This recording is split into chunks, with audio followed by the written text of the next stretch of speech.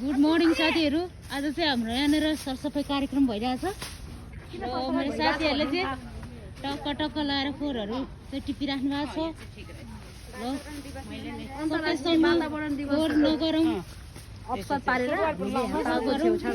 सरसफाइ अभियान चलाइरहेछौँ। सरसफाइ अभियान चलाइरहेछौँ हाम्रो थ्री सिस्टर तथा डब्लिएनको तर्फबाट हावा छिरेर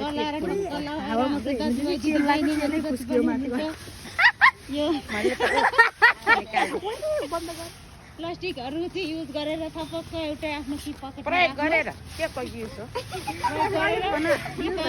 शुद्ध नेपाली बोल्ने का एउटा प्लास्टिक हुन्छ त्यहाँ राख्नुहोस्।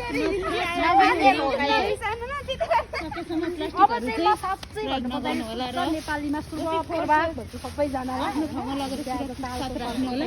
हेर्नु त यो टक्क लाएर हाम्रो घाममा हाम्रो साथीहरूले चाहिँ धेरै मेहनत गरिराख्नु भएको छ। धन्यवाद।